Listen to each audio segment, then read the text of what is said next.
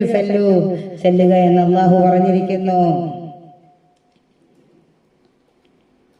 അള്ളാഹു സുബ്ഹാനഹു വ തആല പറഞ്ഞിരിക്കുന്നു, ഏ ഹബീബേ, നിങ്ങളുടെ മുമ്പിൽ എന്റെ അടിമകൾ ഒരു പ്രാവശ്യം വരുന്നതാണ്. നിങ്ങൾക്ക് ശഫാഅത്തിനായി അല്ലെങ്കിൽ നിങ്ങൾക്ക് തൗബ ചെയ്യാനായിട്ട് വരുന്നതാണ്. വജദല്ലാഹു തവ്വാബുർ റഹീം. തൗബ ചെയ്യാൻ നിങ്ങളുടെ ഉമ്മത്തികൾ വരും ഹബീബേ, നിങ്ങളുടെ അടുത്തേക്ക് വരും. വജദല്ലാഹു തവ്വാബുർ റഹീം. ഞങ്ങൾക്ക് തൗബ തരണേ, ഞങ്ങൾ തൗബ ചെയ്യാൻ വന്നിരിക്കുകയാണ് ഉമ്മത്തികൾ പറഞ്ഞു വരും അള്ളാഹുവിനോട്.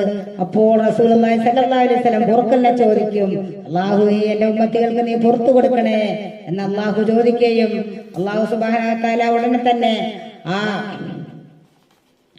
ഉമ്മത്തികൾക്ക് പുറത്തു കൊടുക്കാനുള്ള എല്ലാ അവകാശവും റസൂലുള്ളാഹി സ്വല്ലല്ലാഹു അലൈഹി വസല്ലം പറയും, നിങ്ങൾ എന്നോട് പുറത്തല്ല ചോദിക്കൂ, ഞാൻ അവർക്ക് പുറത്തു കൊടുക്കാം എന്ന് പറയുകയാണ്.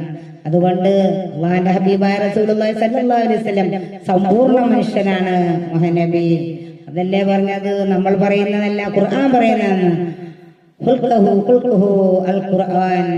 ആയിഷ ബീവി റളിയല്ലാഹു അൻഹ പ്രത്യേകം പറഞ്ഞിരിക്കുന്നു, റസൂലുള്ളാഹി സ്വല്ലല്ലാഹു അലൈഹി വസല്ലം അത് ഖുർആനാണ്, സമ്പൂർണ്ണ മനുഷ്യനായിരുന്നു. അത് ഖുർആൻ പറയുന്നതാണ്. വ ഇന്നക ലഅലാ ഖുൽഖിൻ അളീം.